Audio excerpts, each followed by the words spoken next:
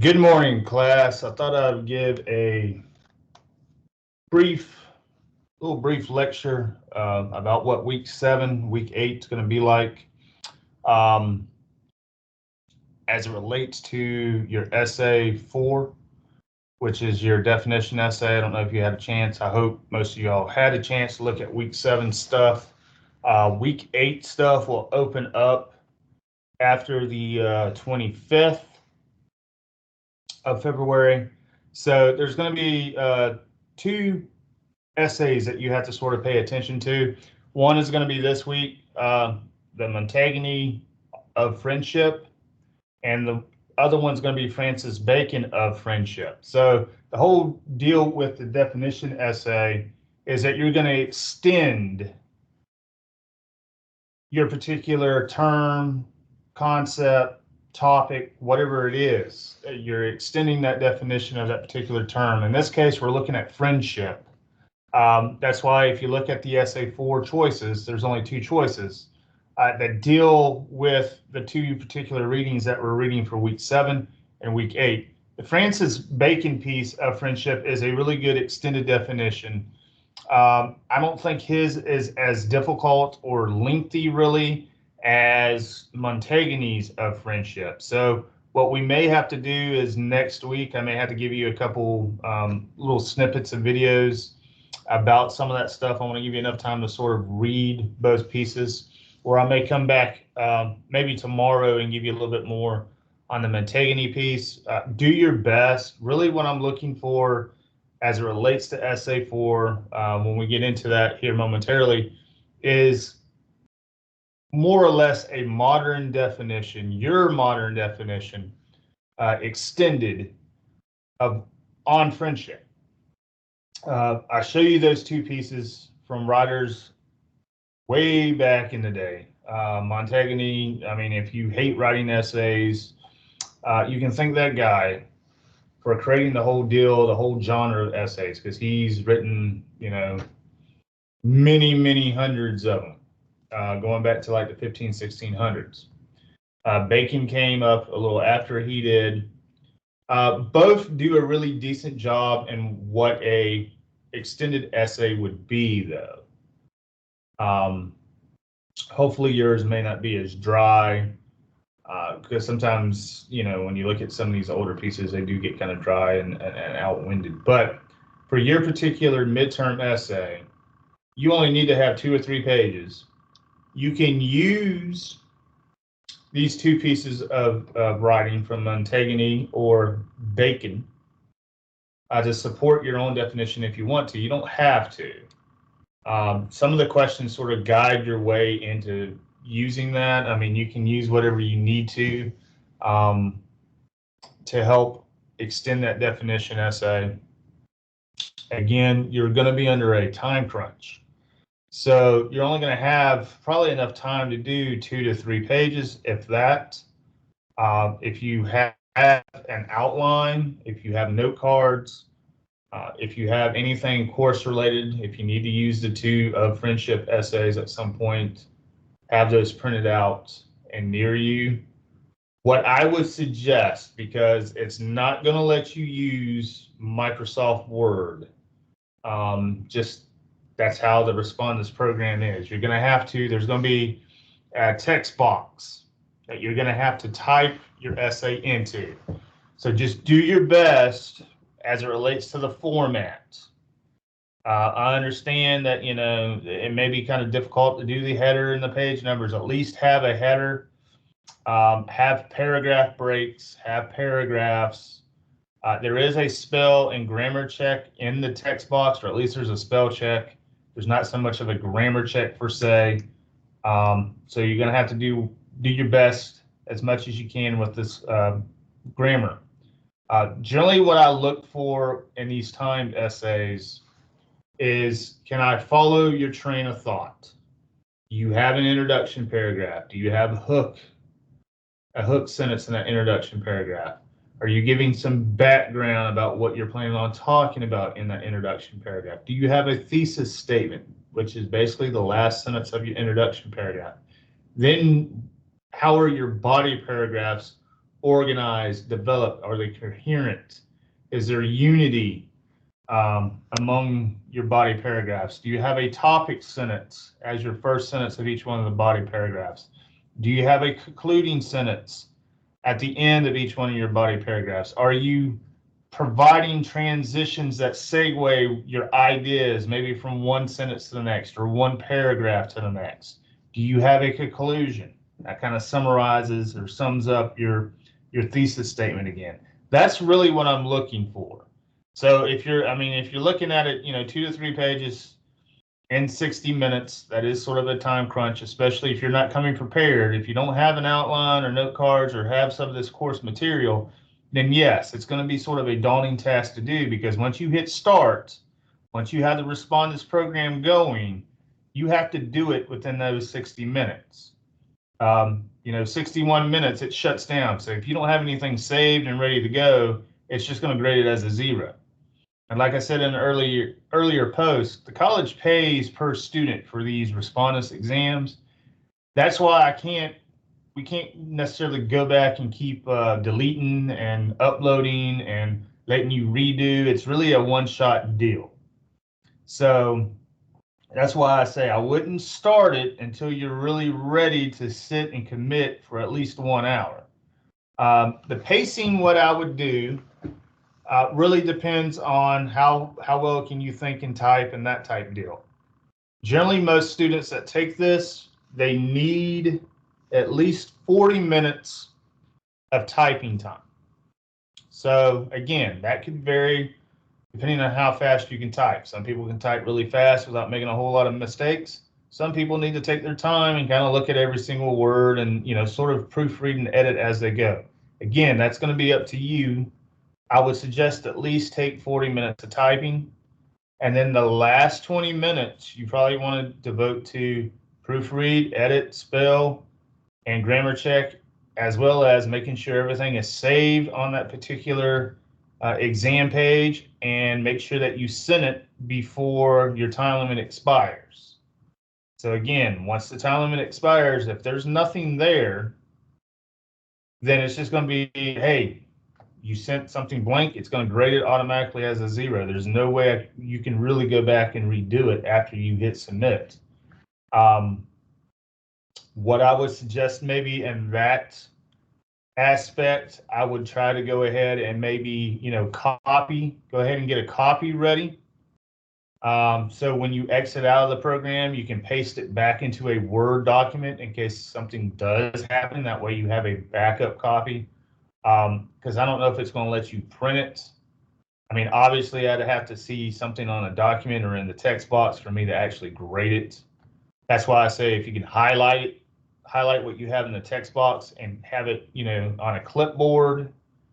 So when you paste it back into Word after you close down the program, it should still kind of keep everything in order. You can save that in case I have some issues on my end. I think that might be the best way to approach that.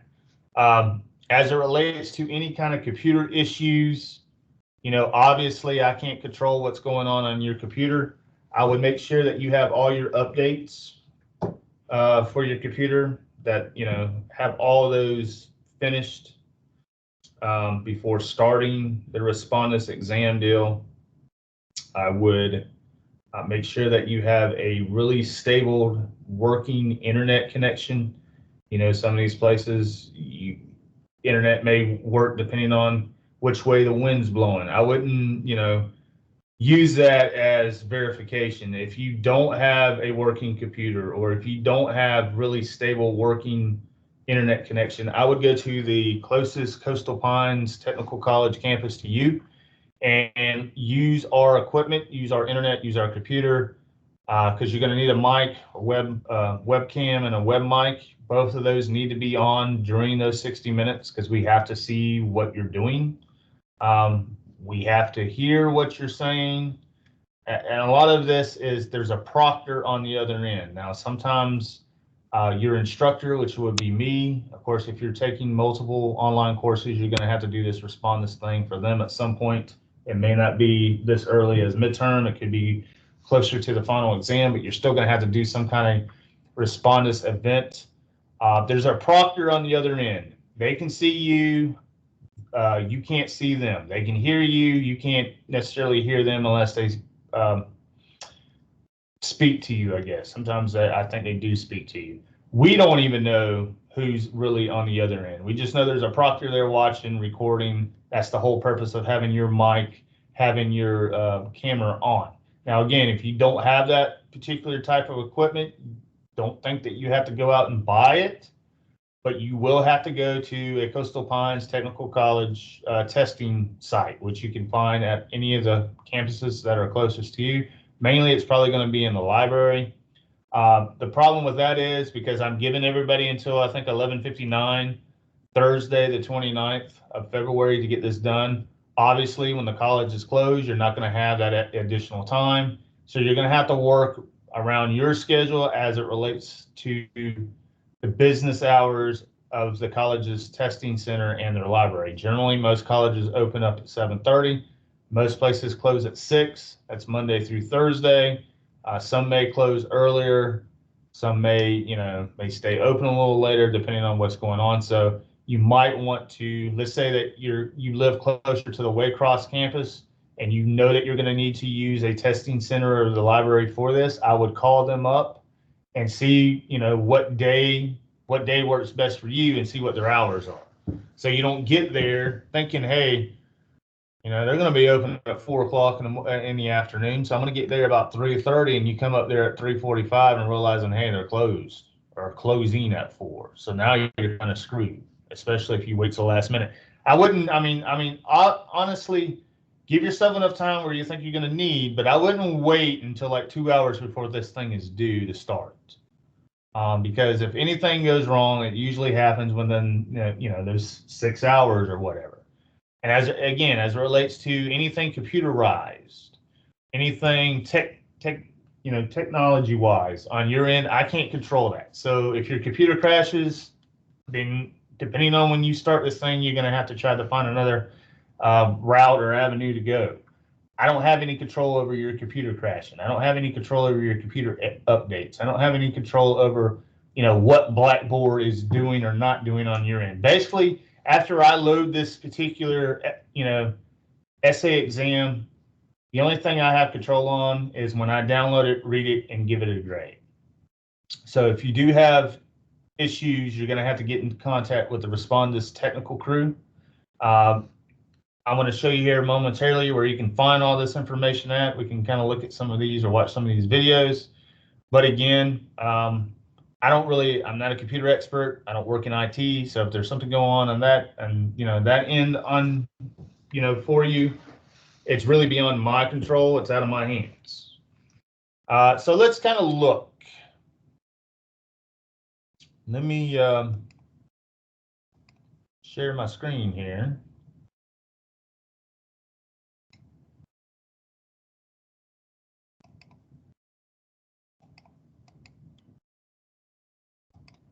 Let's see. Okay. Should be it here coming up. All right, so you can kind of tell here we're in the definition area of our Blackboard folder, which is basically going to take us from the 19th of February to the midterm, which is the 29th.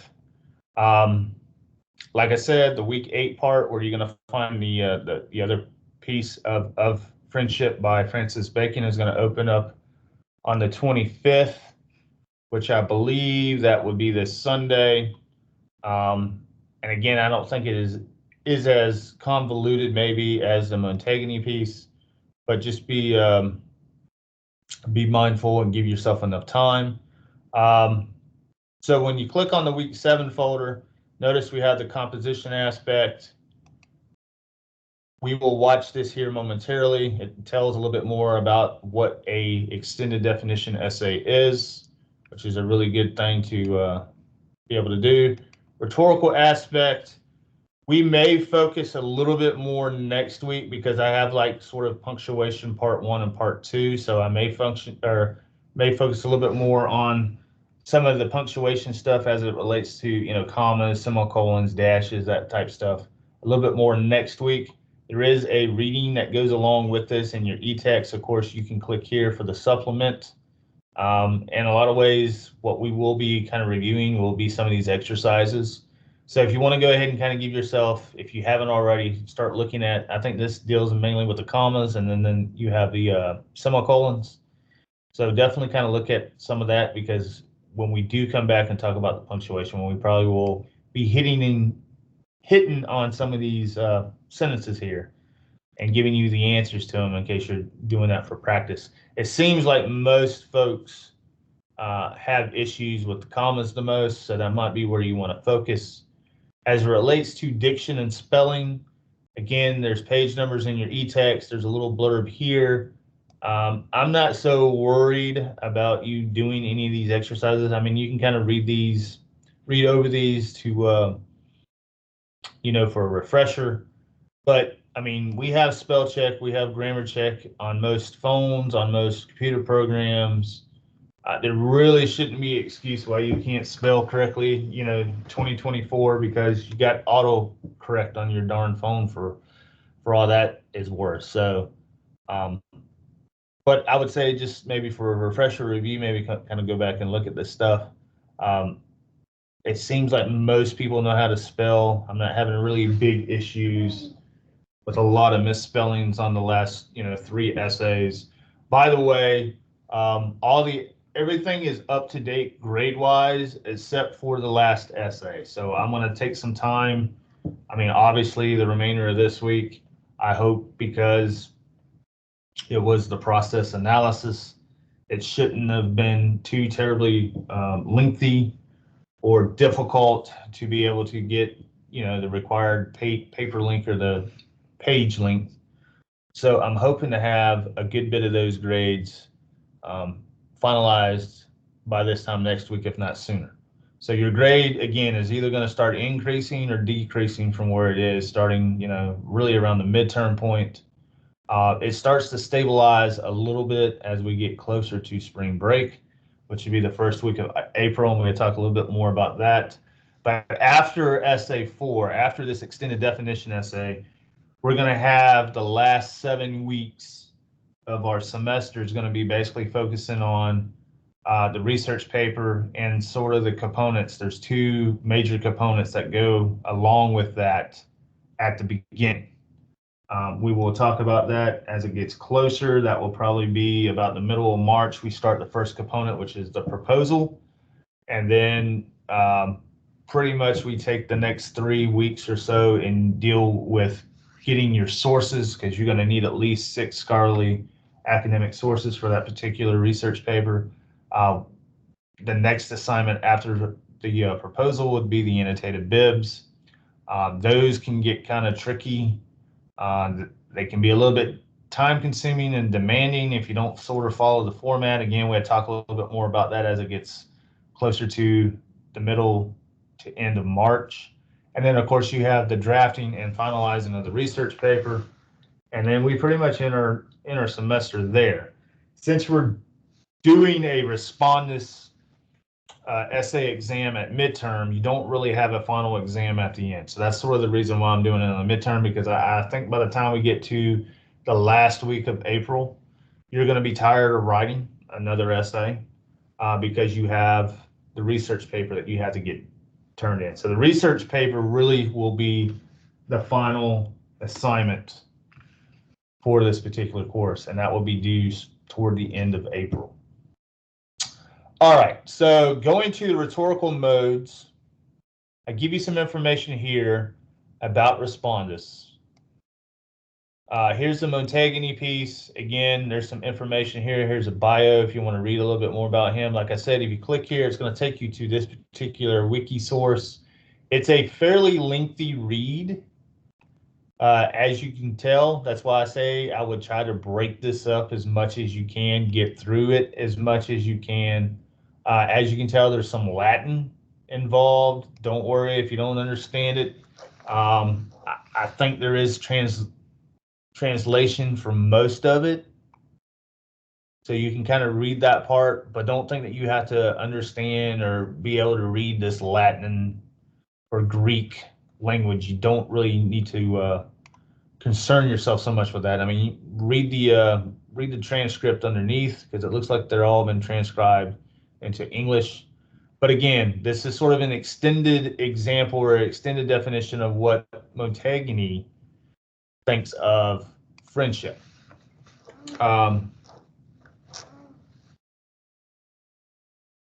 So this is a really good example of looking at a term that this particular author is extending on, something that you're going to be doing with your own particular, either the choice A or choice B that we're going to look at here momentarily. So do your best with that. Like I said, I'll probably come back and kind of give you some summary or a Cliff Note version or something of that nature. Obviously, if you go to Google or go to YouTube, you might be able to find some feedback or some additional commentary or analysis on this particular essay. Read that stuff up. I mean, obviously, if you start reading this and you needing a little bit more direction about what this particular writer is talking about, then use the tools that are available. YouTube's for the most part free. Google's for the most part free. Look up some of this stuff to kind of help you out, especially if you're trying to make an outline and you plan on using some of the essay here to help you write your own. So as you can tell, this is where you're going to find the Respondus. And I'm going to bring into, this is where, let me see, essay topic. Yeah, this is the essay topics. So if you click here, this is going to be those essay topics, which is basically two. I sort of give you the parameters. You got the 1A, friendship and multicultural society. So again, I mean, we're looking at the two pieces. You don't necessarily need to use anything from those two to get to your definition of what friendship is in a multicultural society. I mean, obviously, if you do use some of the material from the Bacon or the Montaigne piece, it may be helpful. But really what I want you to do here is construct a definition of friendship that highlights the importance of cross-cultural understanding and open-mindedness. That's really choice A. Choice B, most folks like to use because it's friendship in an age of superficial connections. So basically it says you can incorporate some of Bacon and Montaigne's critiques of false friendships. So think about false friendships. They're different than true friendships. Some folks, including my late father, used to say you may go through your entire life, if you live long enough, and only have 5 true friends.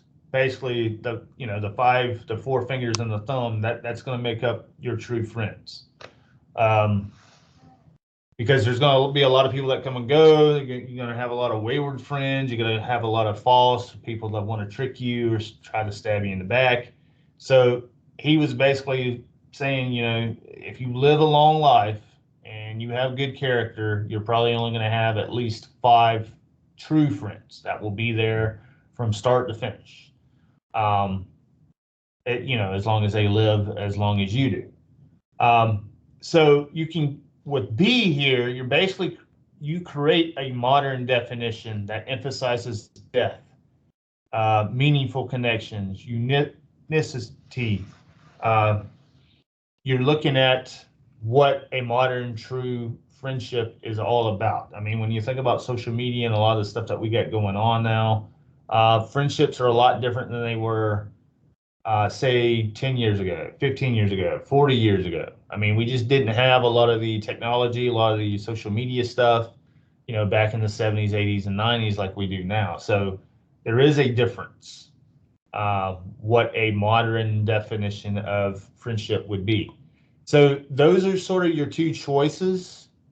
It needs to be in the MLA 9 format, double space, times Roman 12 as much as you can, because again, it's not going to let you pull up Microsoft Word while you're trying to, while inside the actual Respondus program. So you're going to have to use the little text box to basically write out your or type out your essay. So you're just going to have to mimic the whole deal with double spacing. Do the best you can with it.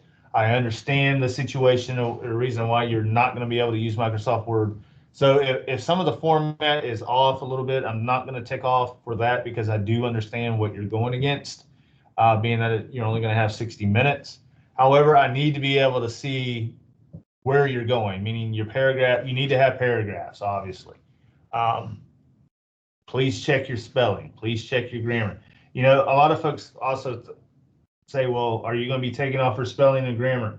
I do to a degree, meaning if you're misspelling the same word, 10 times in 2 to 3 pages, and then it's kind of hard for me to, not take off for that, especially when you got spell check right there.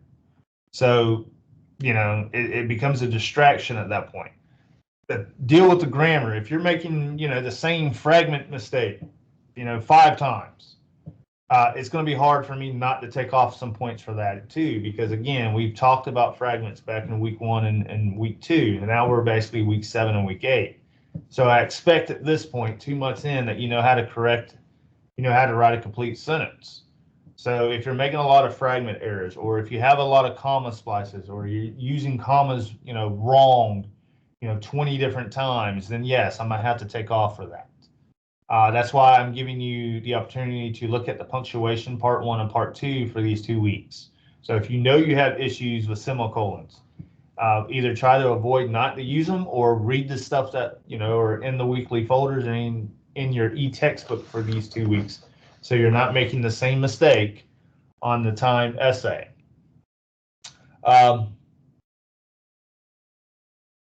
All right, so those are your topics. Again, email me if you have any issues, any concerns. The thing is, you can't have a pre-written draft of any sort already ready to go. You're doing this thing by scratch from start to finish. There's no time for there's no time for tutor.com. There's no time to send me a draft. There's no time to send, have a peer review. That's why we're not even doing a peer review for essay 4, because it's a particular essay exam. Once you start, you got 60 minutes to type it, and then, after that, you save it and submit it, and that's it. It's one and done. So that's why I would say you probably need at least 35, 40 minutes of typing time, and then you need to take the remaining 20 minutes or 25 minutes, whatever you have, to do the proofreading, editing, and all that stuff. Because, you don't have time to send it to anybody. Again, it's a one and done. Once you hit start, you got 60 minutes to get it done.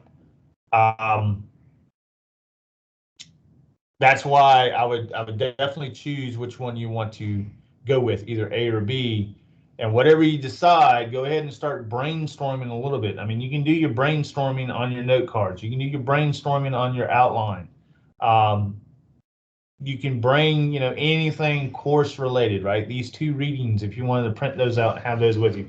Because what's probably going to happen is the proctor is going to address you to take your camera and sort of give them a 360 view of not only your room, but also around your desk area. They don't want to see anything that looks like it's going to be a pre-written draft, or they don't want to see something that looks like a cheat sheet of some kind, because they will shut down your exam. They will, stop recording. They will send me the recording. And then at that point, if I see that you already have 3 pages of this thing written up, I have to give you 0 because, you didn't follow instructions. You didn't type it like everybody else did from start to finish once they started. So be wary of that. Don't bring any rough drafts. But if you want me to, look at your outline, if you want to send your outline, you can email me that. I can look at it before you get started. If you want to send me pictures or snapshots of your notes or your bullet points or your note cards, I can definitely look at that to see if you're going in the right direction, or tell you what is or isn't acceptable. But for the most part, if you have a really decent outline and some note cards, and can type relatively quickly, you shouldn't have too many issues. Now, the other thing is, what happens if your time is starting to expire? Because about 5 or 10 minutes before the thing closes down, you will have like a little timer in the corner. What I would suggest there is try to quickly finish whatever section you are trying to finish up, and try to start proofreading, editing, spell checking, grammar checking, saving and uploading, because you don't want to be, halfway through mid thought on something and then all of a sudden 61 minutes hits and now this thing just shuts down on you. So I'd rather you turn something in that is not necessarily 100% complete, still get a grade. It may not be a high grade, but anything's better than a 0 at this point, than to have it shut down and you can't turn anything in. So live by that philosophy. I understand you're only going to have 60 minutes. But if you prepare ahead of time, which basically you're having about 2 weeks to prepare for this, then you should do fairly well. Okay, so going back to this main screen, where you're going to find the information about Respondus and the lockdown browser is right here. There's videos.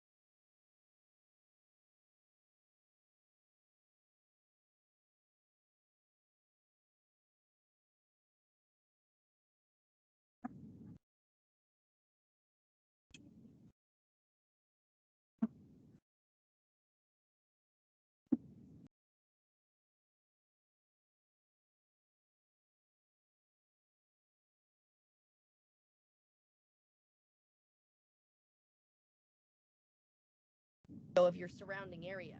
Once the exam starts, don't give the webcam another thought. Just focus on that test you stayed up all night studying for. When the exam is finished and you submit it for grading, the webcam will shut off automatically. That's pretty much it. Now, take a deep breath and good luck. So again, that's one of the videos that you might want to go back and kind of rewatch, because it seemed like the audio was acting up a little bit. It's in this particular Respondus lockdown browser section. There's some other videos and stuff here. Depending on whether you're using a Chromebook, if you're using Windows, like a desktop or a laptop, or if you're using Mac, you have 3 different ways that you can download the actual Respondus browser. I'm going to show you here. Just click the link. This is going to talk about Here's one thing you need to do before you buy anything online. Don't spend another dime on Amazon until you watch the Installing Lockdown Browser on Chromebook. To install Lockdown Browser, start the Chrome browser on your Chromebook. Go to the unique download link provided by your school. You will be redirected to the Chrome Web Store, where you can add the extension to the Chrome browser.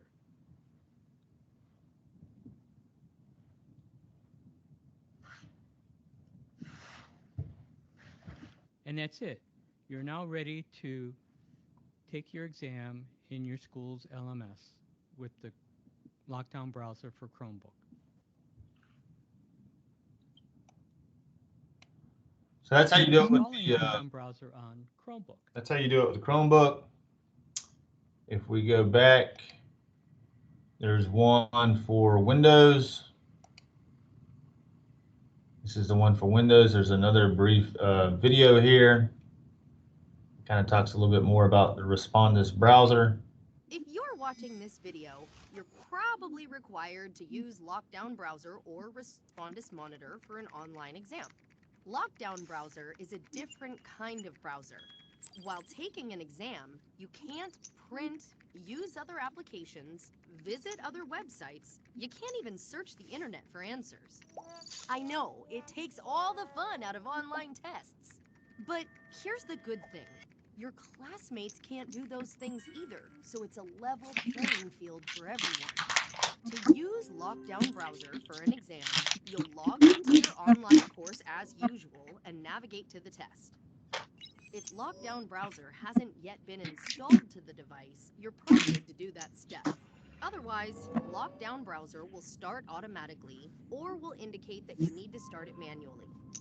Upon startup, Lockdown Browser might warn you that certain applications have to be shut down before you continue, like screen capture programs, instant messaging, or pretty much anything that lets you communicate with the outside world.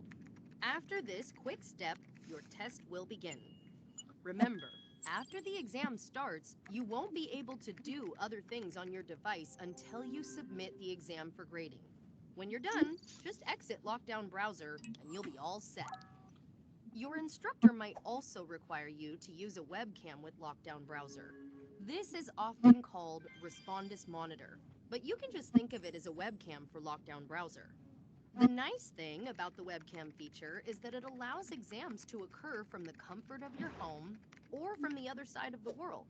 Plus, exams can be delivered at any time of the day or night, without any advanced scheduling required. The webcam will record what happens during the exam, and the instructor can review it afterward. Remember, no one is watching you in real time, and only your instructor will view the proctoring results and video later. If an exam requires you to use Lockdown Browser and a webcam, just locate the exam in your learning system and select it. Before the exam starts, you'll be guided through a check to make sure your webcam is running properly. Additional steps might also be required by your instructor, such as showing your ID or taking a video of your surrounding area. If you encounter any issues, you can use the built-in troubleshooting or start a live chat session with one of our super friendly support agents. No bots here. Once the exam starts, don't give the webcam another thought. Just focus on that test you stayed up all night studying for. When the exam is finished and you submit it for grading, the webcam will shut off automatically. That's pretty much it. Now, take a deep breath and good luck. So yes, here's the version that you need if you are downloading it for Windows. You just download it here and go through that information. You see, there's one more thing. Going back to the content.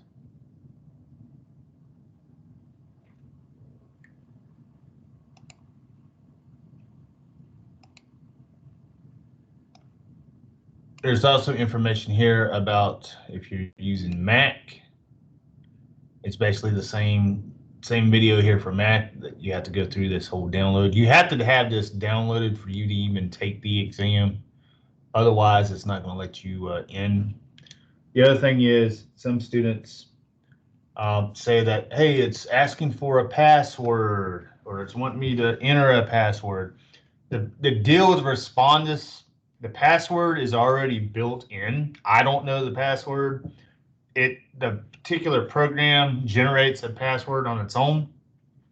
So if you have downloaded everything that you needed as it relates to Respondus on your end and did it correctly, meaning you downloaded the one for the Chromebook, not for the Mac, that type deal, then it's going to bypass that, and it won't even ask you for the password. So if it's asking you for the password, then you downloaded something or you did something wrong on your end, because I don't know the password. So if you're emailing me about some sort of a password, only thing I can tell you, you need to go back and reinstall or download the correct program, because I don't know the password. It generates that on its own. I don't know. You can't get into the program to see what kind of, because every different test is going to have a different password. So I don't even know that information. So you're just going to be wasting time emailing me or calling me about a password when I don't even know it. If you do have issues, like I said, as it relates to the Respondus deal, you can use some of these links. You can use some of these. It may give you like a chat box, like you've seen on that one video, or it might give you some phone numbers that you can call and get some information. Again, I wouldn't wait until 2 hours before this thing is due, because a lot of these folks here, they usually leave at 6:30 in the evening, Monday through Thursday. So just be wary of that. The best bet at that point is to probably contact somebody in that chat box of the Respondus, because they may be a little bit more flexible with the hours, especially if you're taking this at home. Let's say you're wanting to take it on a Tuesday at, I don't know, 2 o'clock in the morning. Then you can probably contact somebody on the Respondus end through their text box. But I can guarantee you there's probably nobody at Coastal Pines going to be up and about at 2, 3 o'clock in the morning. I can pretty much guarantee that. Hopefully you won't need to try to call anybody with the Respondus to get any help with that. Hopefully everything goes smoothly. If you had online courses in the past, like last semester, you've probably used Respondus. You know how it works. It's pretty much the same way in this class as it is in your math class, as it is in your psychology or Spanish class, or whatever the case may be. Now, what it's going to look like, and of course, you're not going to be able to see this yet until next week opens up. But when you go to your rhetorical modes of writing in the week 8 folder, you're going to have the actual place where it's basically going to be sort of like the drop box. It's going to look like this, where it says Respondus Lockdown Browser Event, Essay 4, Midterm. You click on it. It gives you the description, the instructions, tells you the time, tells you the settings, the date that it's due. And then when you hit begin, this is what's going to happen.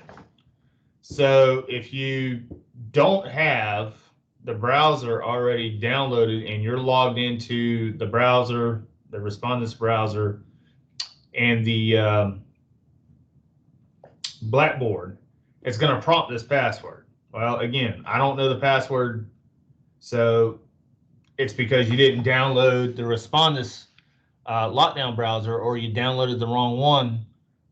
So that's why it's going to ask for the password. Again, if you downloaded the stuff right on your end and you have no other issues with your computer or Blackboard, it's going to bypass this. So when it bypasses it, I'll show you how that looks here in a minute.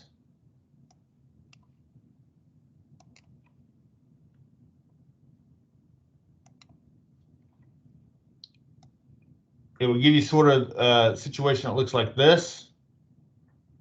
And then down below, you're going to have a text box where you're going to type in your essay. So just make sure that you have the right Respondus browser downloaded to whatever device you're going to use. Make sure that you're logged into both Respondus and Blackboard, because again, if it asks for a password, I don't know what to tell you, but to go back and kind of troubleshoot and reinstall stuff, because I don't have the password for you.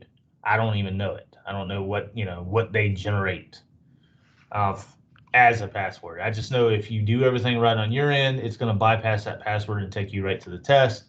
and that's when the timer is going to get started. Again, this will open up after Sunday. So as I said in the email, you don't have to wait until the 29th to do this thing. If you want to go ahead and do it from your home, say next Monday, and get done with it, by all means, if you feel confident about what you're doing, then you can go ahead and knock it out. And then you won't have to worry about anything, at least for this class, for the rest of that week, because that's all we're doing. There's nothing really due this Sunday. It's just you getting prepared for this particular Respondus event. I want to give you enough time so you can get prepared, so you're not having to worry about other things. So there's nothing due this Sunday. It's just this particular essay is due by 11:59 on Thursday, February 29th. So again, if you want to do it earlier, say next week, you can. I mean, obviously, what I probably wouldn't do, and I know some folks are going to do this because I've always had, every semester, I always have someone that wants to wait until the last minute, try their luck. I wouldn't try to start this thing, at 10 o'clock at night next Thursday, because what happens? Well, anything could happen. A storm could come through and knock out your power. Something could go wrong. If you have kids, maybe one of them gets sick about 10:30 and starts puking and throwing up. Now your time is running out. So I would give myself at least a little bit of grace room there. I definitely wouldn't start it after 11 o'clock next Thursday either, because, I mean, your time's going to run out. Let's say you start at 11:30. There's no way you're going to be able to type, basically. Really, if you look at it this way, I mean, since it's 2 to 3 pages, I would try to do a 5-paragraph essay. Introduction, 3 body paragraphs, conclusion. Unless you're just can type really fast and know that, your spelling and grammar is going to be spot on, I wouldn't start it at 11:20 or 11:30 next Thursday night. Because chances are you're not going to finish and time's going to run out and the thing's going to shut down on you and you're not going to have anything to show for it. It's just going to grade it as a 0 the next day because there's nothing there. I would probably at least, honestly, I would give myself 2 to 3 hours just in case something does go wrong. You may not need, because obviously you're going to have the 1 hour to get it done. The other 2 hours is just if, let's say, you need to travel to a campus and back and forth, or just 2 hours in case you have to troubleshoot. You have to call or email or talk to somebody here in the Respondus chat box. Most folks, they're able to get everything done within the 60-minute time frame. But I wouldn't, honestly, I probably wouldn't. I would want to get it done before next Thursday, just in case, something does go wrong. So I would, honestly, you do have until the 29th. I would try to get everything maybe knocked out, by the 28th.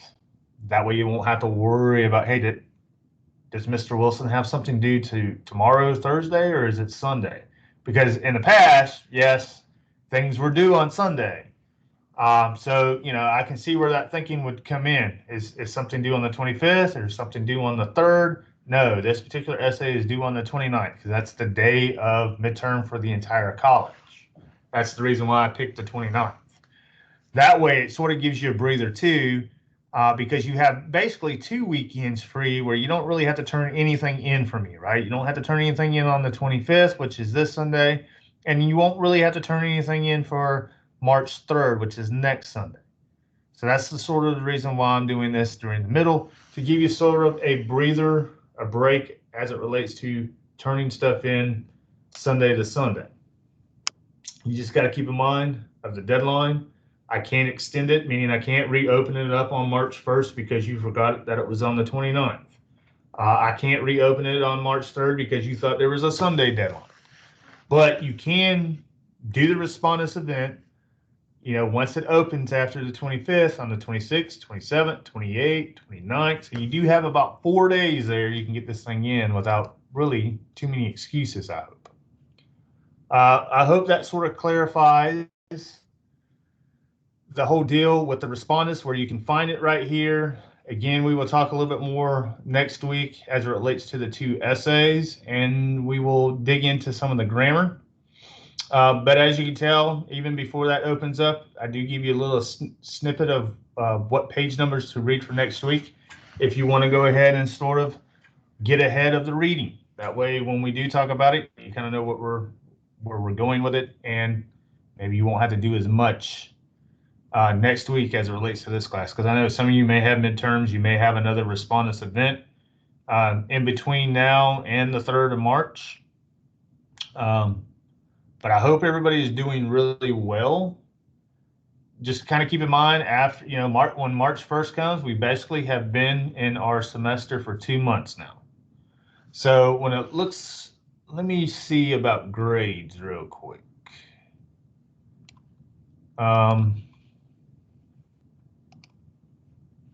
And again, this is before I started grading essay 3. So I still have to do essay 3. So your grade, like I said, is either going to increase or decrease at this point once I get those grades in. But we're going to have another grade checkpoint after the 29th. So let's see. Be mindful of deadlines though too, because the zeros hurt when you don't turn stuff in. That's not what I wanted.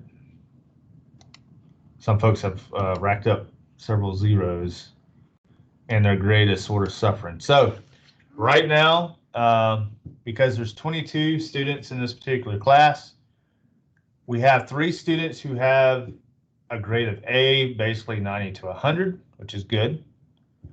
We have 8 students who have a grade of B, which is between 80 and 89. We have 4 students who have a grade C, which is between 70 and 79. We have 3 students who have a grade of D, which is between 60 and 69. We have 1 student that has an F, that's between 50 and 59. We have another student that has an F, that's between 40 and 49. Nobody has a F that's between 30 and 39. 1 person does have an F that's between 20 and 29. Nobody has an F between 10 and 19, but we do have 1 person that has a F in between 0 and 9. I will say, historically speaking, by the time we get past midterm, if you don't have a grade that's like 60 or higher, chances are you're probably not going to pass the class, just because after midterm, once you take out spring break, we only have 7 weeks. Those 7 weeks go by fairly quickly. They get into the nitty-gritty of the research paper, which is where a big chunk of your grade for the last 7 weeks of the semester comes. So if you're not doing well the first 8 weeks, chances are you're not going to do too terribly well the last 7 weeks. And I would go ahead and recommend, you know, come March 1st or March 2nd, if your grade is 59 or lower, you probably want to go ahead and start the withdrawing process on your end. Because it's just going to, you know, the rest of March and the 3 weeks that we have in April is just going to be really stressful if you have a 22 in this class. It's going to be almost impossible to bring that 22 up to a 70. I can guarantee it. In 7 weeks, it's hard. I very rarely see students that can bring up a grade that's, you know, 8 or 29 or 49 to a passing grade of 70 or higher. It's just they say they can do it, the heart's there, but the effort and, you know, the grade, you've already racked up 3 or 4 zeros, and those zeros are what's hurting you. And if you get more zeros, it's definitely gonna hurt you. So again, I would say March 1st, March 2nd, if you see that your grade is 59 or lower, You may want to do the soul searching in the mirror and say, hey, maybe I would be better off taking this class where I don't have so much going on in my life. You got a family, you got other classes, whatever the case may be. We offer this class yearly. You can take it in the fall, you can take it in the spring, you can take it hybrid, you can take it online, you can take it in person. We offer it in the summer, but keep in mind the summer is only 10 weeks long. It goes by fairly quickly. And, again, we do offer the in-person hybrid online version of it. But it's like doing, 1 week is like doing 2 weeks in a regular week, just because it's a condensed week or a condensed semester. So compared to 15, you're basically losing about 5 or 6 weeks there. Week 1 is like doing week 1 and 2 together. Week 2 is like doing 2 and 3 together. So, or 3 and 4. So you see how that goes. And that's for most of the classes. So be mindful if you plan on taking summer semester classes, maybe not load yourself up. The other thing is, if online learning is not for you, I would try to find a way that you can do some in-person classes, or if you can do some, hybrid classes, whatever the case may be, because obviously if you're not doing so well online, then I wouldn't continue to doing the online, no matter how, convenient it seems. Hybrid in-person online classes here, they all cost the same. The only thing that you're really saving is probably the gas money. But if you're, having to retake something multiple times because you fail it because it's online, then you're not really saving yourself any money. You're actually spending more. So if you're a better learner in person, then I would try to find some more, in-person classes. We offer a lot of in-person classes for those that live in the, Camden and Glenn County area. Please come to our campus. If you know anybody that wants to take summer semester classes, maybe encourage them to at least take some in-person classes to see how they like those before they really jump online, because a lot of folks just can't do the online course. They think they can, but they can't. And usually we can kind of tell that within the first couple of weeks of the questions and the type of work that we get from some of the students. So kind of keep that in mind. The other thing is, as we get closer to spring break, your advisor, whoever signed you up for these classes, should be getting in contact with you either by mail, email, or phone call about, signing up for the summer semester that starts about the middle of May. As we get closer to the summer break, which is that first week of July, they will probably be back in touch with you about possibly signing up for fall semester once that schedule gets sort of finalized, which generally they try to get that out before the middle of June, so everybody can kind of know what to expect or what they need as it relates to the fall semester. So kind of keep that in mind. I would say, if you plan on taking summer semester, to go ahead and kind of, plan out what you want to take, have that ready to go, so you can kind of get your choice of classes, because again, summer semesters are usually relatively low for all colleges just because it's summer. So if they see that a class is not making and you may need that class, they may drop it early on. And if it's one of those specialty classes, you may have to wait a whole another year to be able to take it.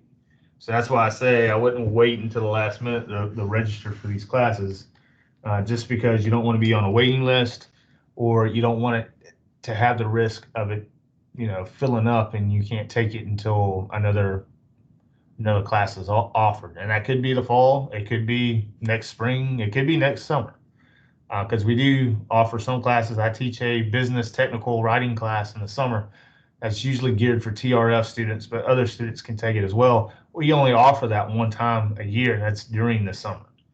So we offer TRIG, again, for TRF students usually, but other people can take it as well. That's usually offered once every fall. So if you fail that class or you don't take it when it's offered, you got to wait 12 more months to be able to take it again.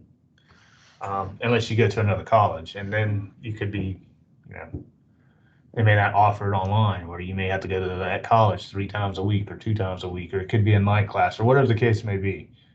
More likely it's going to cost you more if you go to another college.